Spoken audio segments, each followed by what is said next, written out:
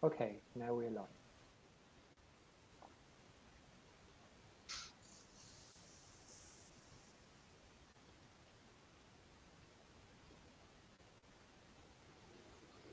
So, good evening, everybody. This is another edition of Talks, where Kiron, the Open Higher Education School, with Dominic Orr and Sabrina Konzok are present, and me as the moderator, Tino Brömme. And we have a special guest today, which is Luca Tateo. He is a professor of cultural psychology and a lot more, which we are going to learn today. And again, Kiron Talks is which we want to talk about education, about higher education, about open education, about digitalization of education. We want to talk about how education can be reorganized. What is the current situation? Where are creative people try to do something in this field? And we want to address with our talk, of course, also the learners, the people who are creative in this field, and we hope for a lot of feedback so we can develop ourselves in the future. So let's start with Luca Tateo. Maybe, as we know, you're a professor in 3 universities, in Oslo, in Aarhus, and in Bahia, Brazil. So how is it possible that someone can be teaching or being a researcher in 3 places at the same time? Well, actually, my main base, of course, is Oslo University. I'm professor there at the Institute of Special Needs Education, qualitative research. But let me, to explain, I can tell you a short story. Okay, you must know that between the 7th and the 14th century in Europe, there were some people called clerici vagantes, that in Latin means literally wandering scholars. Okay, these people were, say, the ancestor of our Erasmus students. They used to travel all over Europe, from one center of knowledge to the other. So from one abbey to a town, to a castle. And actually they went there to, for instance, to read a book. You must think that at that time there were few manuscripts. So you can travel from Italy to Germany just to read a book. Or to listen to some famous lecturer. Okay, so they spent their time traveling, but also spreading knowledge. And this is the origin of academic system, basically. So our Western European university, we can say, is born thanks to nomads, to these clerici vagantes. And somehow this is also my model. So of course I'm based mainly at the Oslo University, but I try to collaborate with different universities. I was at Aalborg University in Denmark for many years before moving to Oslo, but I'm still collaborating with that university, so I still have some teaching there. And I've been invited as visiting professor also by the University of the Federal University of Bahia in Brazil. So I am a clericus vagante, actually. So how do you feel at the moment? Because we can't travel at the moment. That's really hard. That's really hard. Because, of course, well, fortunately, we have the means to keep in touch and to collaborate and to work. So, of course, as any scholar in these days, I'm spending my day in hours of meetings, online meetings. Yeah, maybe, yeah, even more than in everyday life. So everybody wants to organize meetings now, and this is very important. I think we are very lucky in this sense. But of course, personal knowledge, personal acquaintance is fundamental in science. And I think that this is not a problem. Actually, this is because we are human beings, first of all, especially people like me working in social sciences and in humanities. I mean, meeting humans is fundamental. Yeah. Well, I expected when Dominic asked you that you would say as a vagante that you would say, well, the mind is wandering.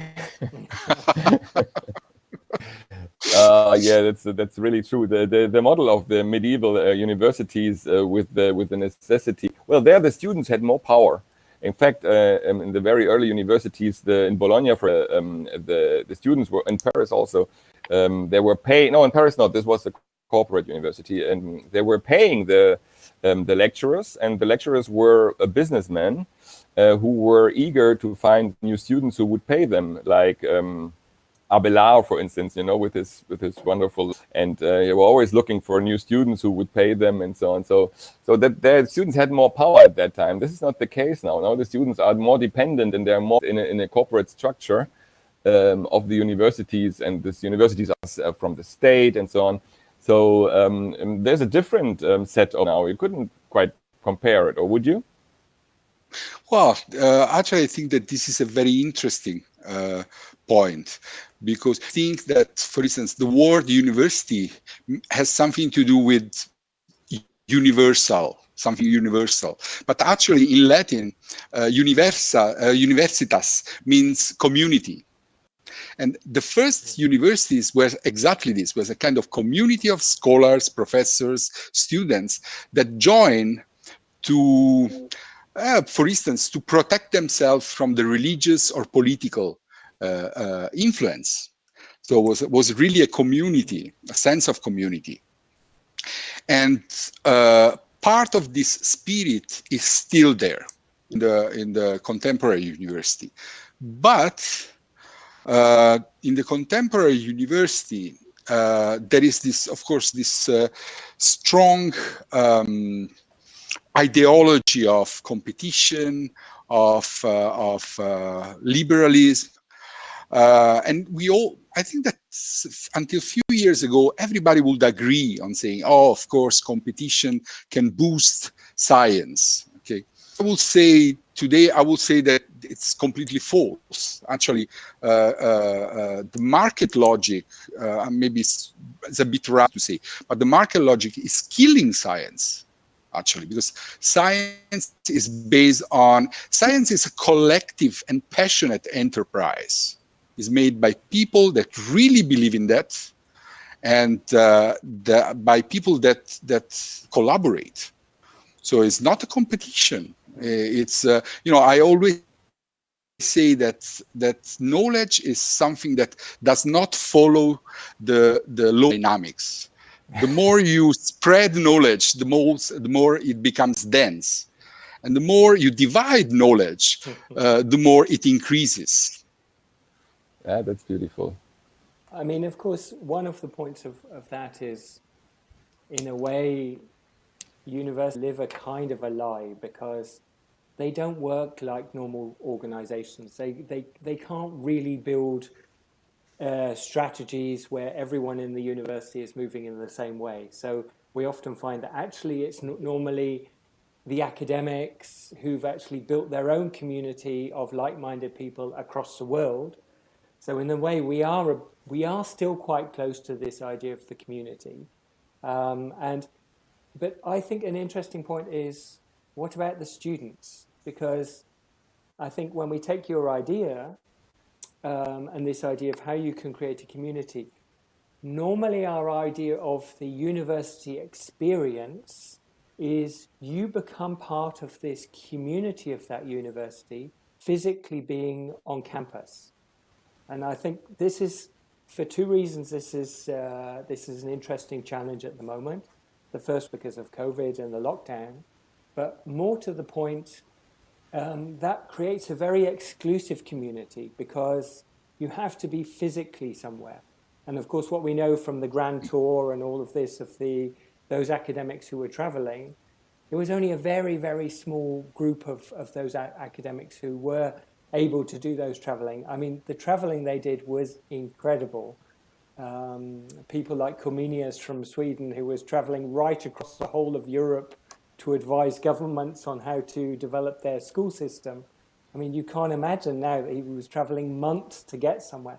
A very small group. So I think the interesting point is, can we create this kind of community without having to be physically there? And I think we're right in that at the moment, which I think is an interesting point to be.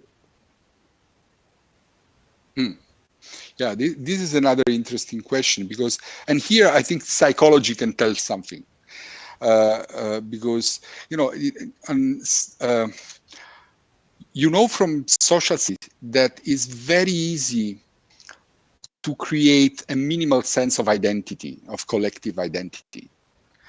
And this is what happens, for instance, in banal nationalism today. Very easily, you can make salient some kind of identity from this country, I'm from this university, I'm from this town. But this is kind of superficial sense of. But we know instead that there is a deeper sense of being part of a community, and it is when people are asked to contribute to community, to build the community.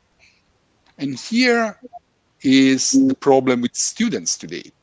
Again, the neoliberal model of university is explicitly considering students as customers.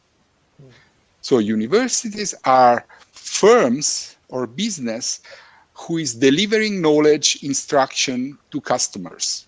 So the student have the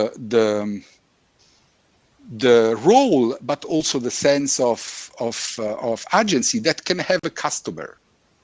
And what a customer can do, can just buy, and that's the sense of agency of a customer.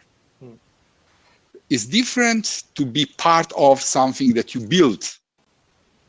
Yeah, and here it doesn't make a big difference if you are physically there or not. The point is what you do to build your university.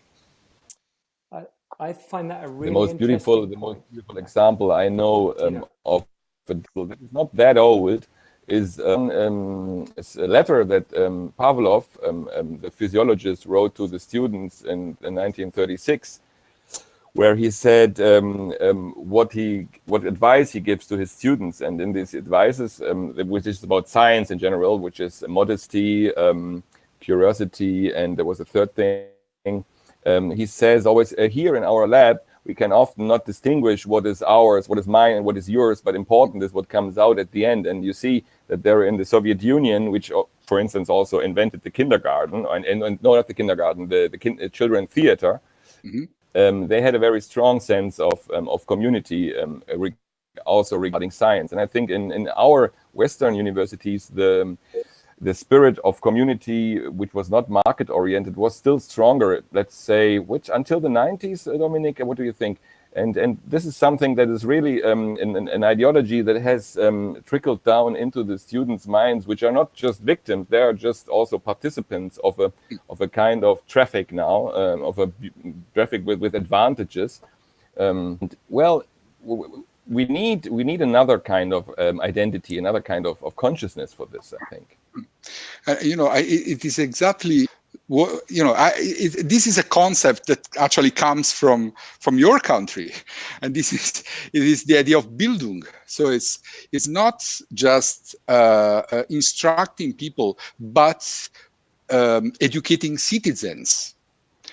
So, and these dynamics is that you see at the university is actually everywhere in society. You can observe this in politics as well.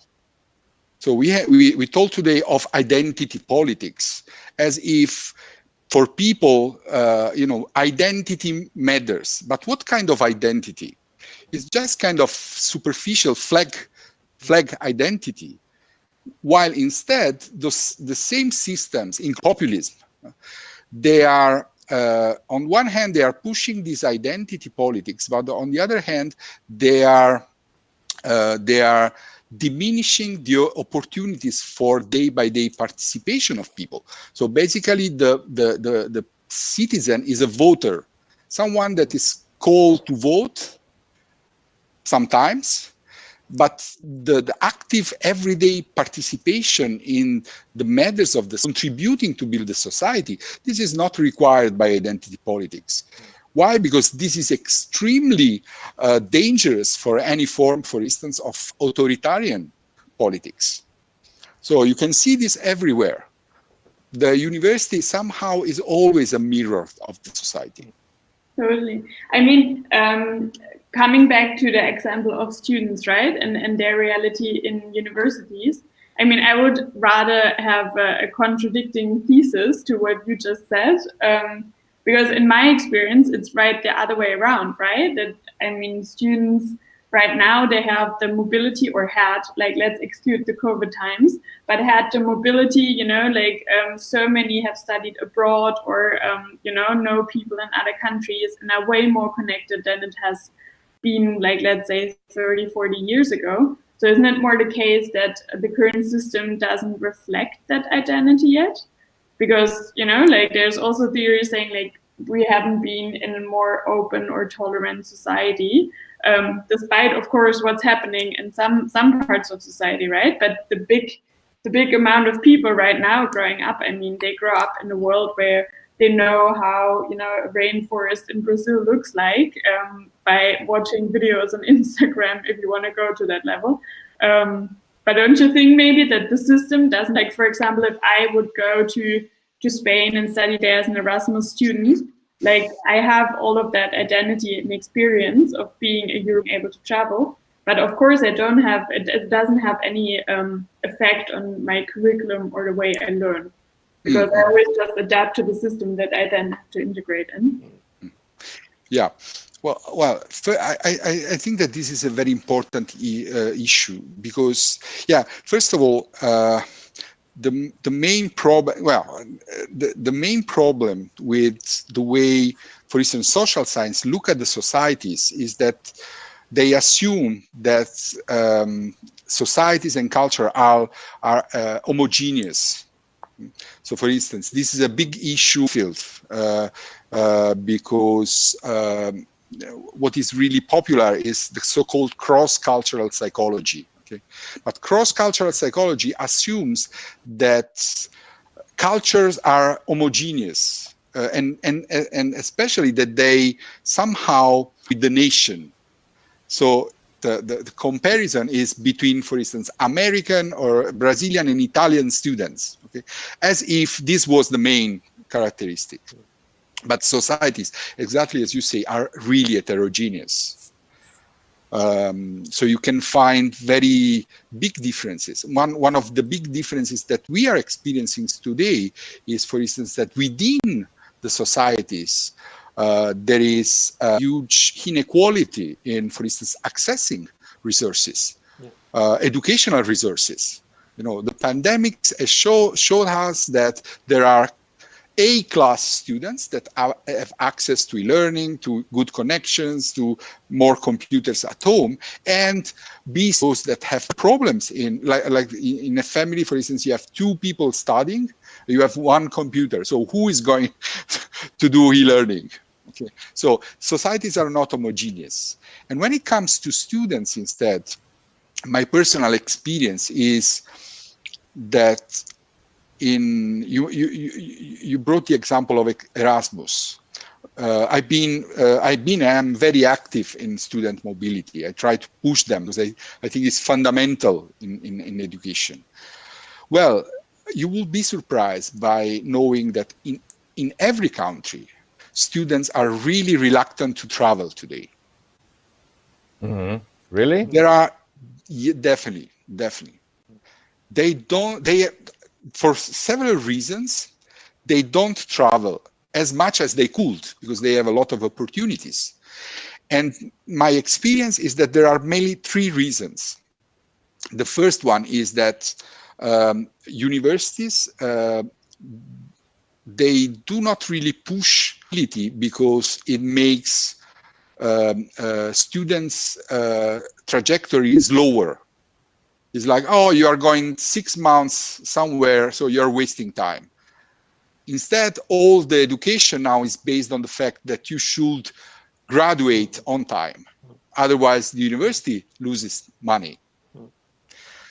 So there are a lot of problems in this. The second surprising reason is that students want to stay home with the family, if they are with the family, with the partner, if they already have a partner. And a bit, actually a bit creepy in the sense that when you are 20, you should be, willing to swallow the world somehow. That's exactly the age for doing that. While instead they are, of course, is not the same everywhere, but I'm experiencing this in Italy as well as in Denmark, for instance. So there's also a third factor. Once I talked with someone in the employment services about qualified mobility, of engineers and so on, and he told me one reason for less mobility in some sectors, we're talking about university and education, is the low, the German word, let's say, mobility profit, so something like that. So that means if you study, for instance, law or engineering, it might not be a profit for you that you have studied abroad. And so apparently there is an economical thinking spread among students who don't want to, well, as you said, lose their time. But this is not by the structure of the university and the tightness of study times, but it's also something that's regarding their professional career. Well, it's so surely. Exactly, Tino. Is a kind of instrumental view of education that is shared nowadays is shared by the university and by the students. Actually, that's perfect, Luca, that you say that, because that was my response to that a little bit. So, firstly, there is a lot of work on why students go abroad, and there are other reasons as well. We have as you said before, we have a more heterogeneous group of students than we've ever had before, and so some of them have to work alongside their studies and things. So, and also for you, Luca, as well, if we mention any research or anything, we'll also link it afterwards. So I'll link something to that. But I think, mention now, one perhaps more important point is this whole idea of what is higher education and why do you go there? And this idea, I think, was very important that you said that you become stronger in a community when you start contributing to it. And what has happened, and we see a very extreme form of that now during the time where every country, every university is trying to cope with challenges, is if you start reducing education down to a very kind of transactional thing, which is, I give you some content, you learn that content, you get a certificate, you're done, then why would you go abroad? Because as a efficient, pragmatic student, I say, well, look, I can't see how that is changing that chain of events by me going abroad. So I brought this on us a bit.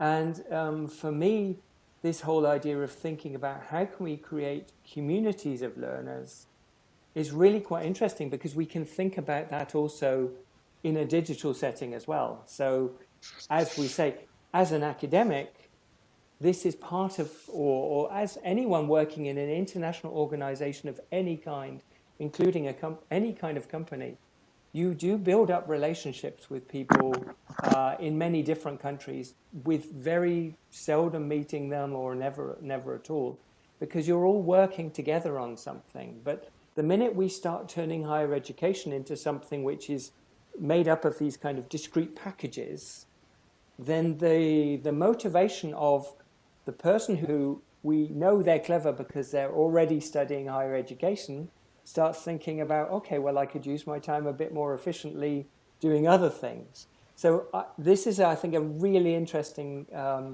point that we can quite kind of observe at the moment, this challenge we are in terms of what is higher education, and therefore, what is the real benefit of going abroad?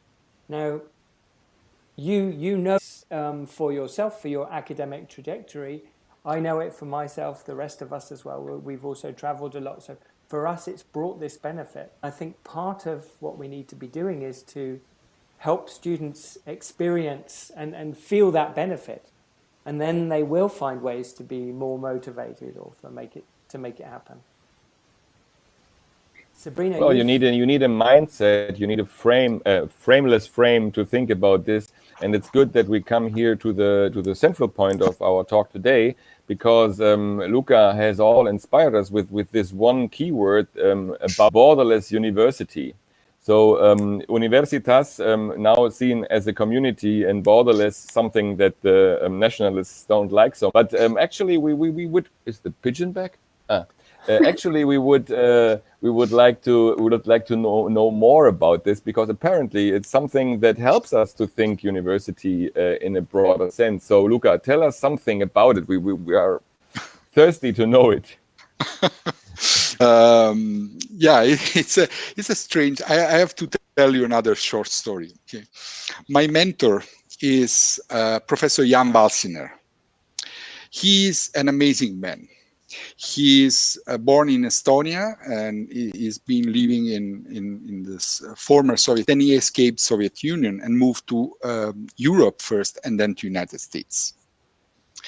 And he has this incredible capability of traveling the world. He's 70 now, traveling the world and uniting people, creating networking, creating collaborations, friendships, literally everywhere, from Japan to India, from Brazil to China, whatever. And when I met him and I saw of doing academic work, I say, oh, that's what I want to do in my life. So I started with other people, other people that share this feeling of not fitting in a single place. We started to work like him. And Professor Walsiner, once he had this idea, said, "Oh, I want to build the University of Antarctica." Why Antarctica? Because Antarctica is the only no man's land. It's a place that belongs to everyone and to no one. So I was fascinated by this idea, and for instance, with other colleagues, like an Italian colleague, Pina Marsico, we started to think, or another colleague, Japanese colleague, Professor Tatsuya Sato, we started to, oh, maybe we can really do this? Can we really find a way of navigating through the formalities of the academic system to create something which is really borderless, which is really based on the fact that people meet each other, that create new and unexpected collaborations from different parts of the world, for instance. This happens in a context which is, you see, university always had two kinds of trends. One is the idea of universal community of scholars and the exchange of ideas from people. Even during the Cold War, the scholars from the East and the West, they found a way to collaborate, okay? On the other hand, there is this idea of the national university. So the idea of the university as a kind of national resource. So what here must stay here. But if you look at all the challenges that humanity has to face, there is no single challenge that can be faced at national level. Just think about the climate change, for instance, migrations, economical crisis. There is no single country that alone can solve these problems. And this is the same for knowledge. There is the knowledge creating in one single place cannot solve any of the problems that we have. Okay, so we really need to change our view of, again, of education as a kind of national investment. So in Italy or in Germany, we pay the university, so the knowledge that we pay must serve only for our country. It doesn't make sense because, again, knowledge doesn't like borders. Never liked borders. Sorry, Luca, but there's a contradiction. I mean, you know, sometimes people say you're married to solve problems that you didn't have alone, right? So with the problems, the so-called challenges, which are addressed by the United Sustainability Goals, which are pointing at the most urgent problems of the world. Well, these problems wouldn't have been caused without globalization. And so there are problems caused by globalization, but now as a recipe to resolve these, you are kind of proposing a globalization of knowledge. I don't say that's my opinion, but I see a contradiction here. I see your point. And again, it depends on what we mean by globalization. Globalization is, of course, a kind of umbrella term that was a kind of slogan of neoliberalism some times ago, but actually we don't have globalization. We never had globalization in this sense, because, for instance, what we have today is that capitals and goods are free to travel. People are not. But if you look at for instance, at the Universal Declaration of Human Rights, actually to migrate and to travel is a human right. So there are very different ways of understanding globalization, but it's a matter of fact that, for instance, the climate change, I don't know if it's created directly, but by what we call globalization. In any case, we know that in 30 years, maybe half of the coastline of Europe will be underwater if we don't do something. And this is not a problem of, I mean, only of Denmark or Netherlands. It's a problem of everyone. And a country alone cannot solve it. And in this sense, it's not us to choose globalization or not. It's the planet who is global in this sense. The same with migrations. I mean, of course, we must be, you know, there is someone who thinks that, oh, I will keep my garden, my backyard. I will save my backyard. I don't care of the rest of the world. But we know that there is no backyard which is really safe in this sense. I think it's really good. Even in the economic crisis is the same. I mean, you can see this we go back to the COVID, to the pandemic economic emergency. For instance, you can see, you know, some countries, they are saying, oh, I don't want to pay for other countries. But then, for instance, these are countries that are living off export. So if the other countries are too poor to buy, how they think they can save their own backyard. I think it's really good that you're mentioning these, Luca, because last week, part of the discussion, we were saying that when we get to the kind of the COVID situation, most of the news is just focused on numbers and, you know, how many people are infected and what we're dealing with. Few people are now saying, hey, this is a chance for us to really start imagining new ideas about, you know, how can we actually use some of this to positively. I mean, no one wishes the situation any of our countries are in on another country, but there is a moment where you say, okay, this gives us a chance to start questioning some things. And I think it's a very pertinent one is this idea with the Borderless University, and would it benefit from having a location, or is it possible to create something like that without a location? Because I like this idea of, okay, let's take Antarctica, where it's connected to everywhere, but it doesn't really belong to anyone, but it's still a location. So I think this whole thing about, okay, do we need geographic, you know, locations for all of this?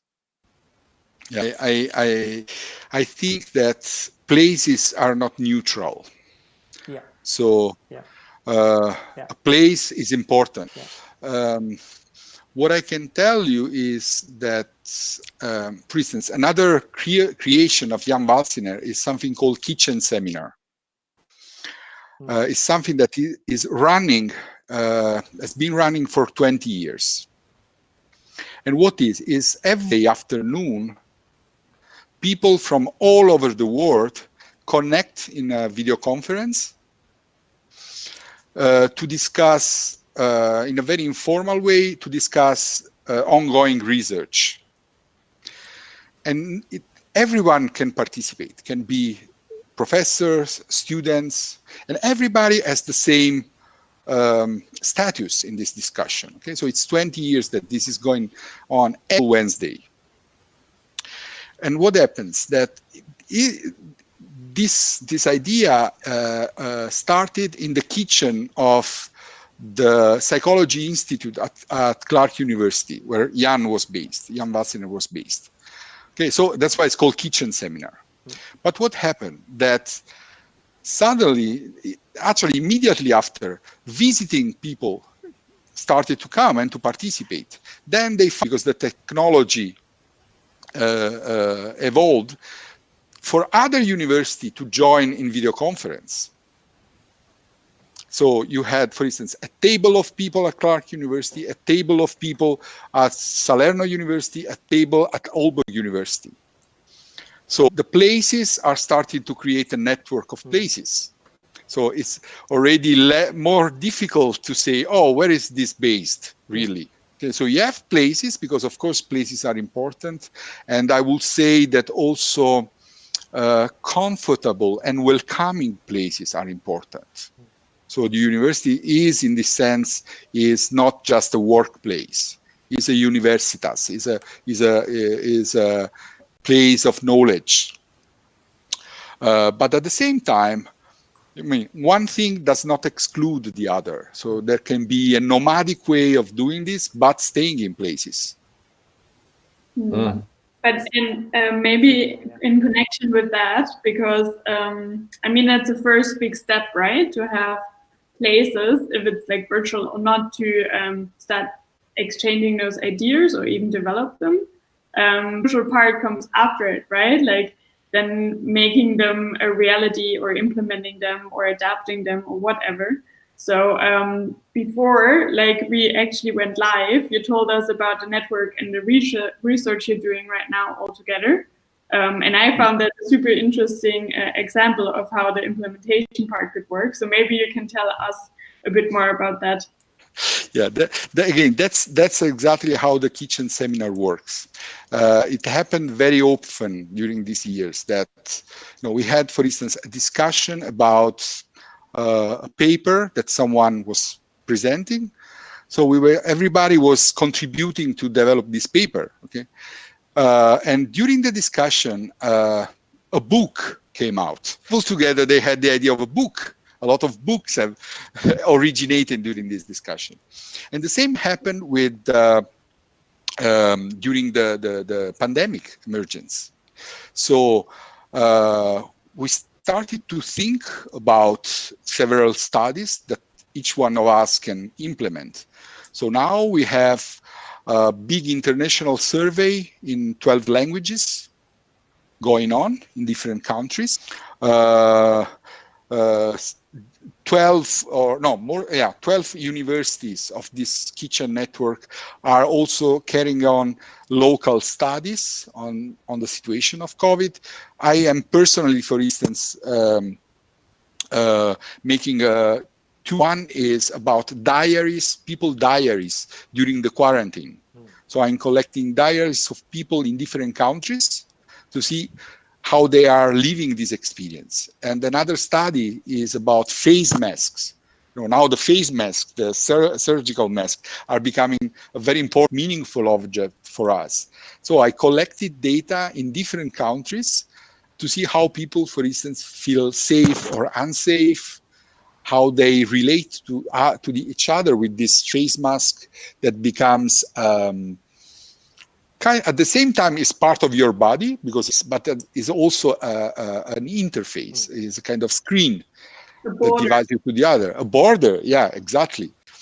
So you see that this is coming out from the work of this networking of the kitchen seminar. So we have now a plenty of studies, more or less coordinated, and we are going to publish them all together, for instance. So that's how we work.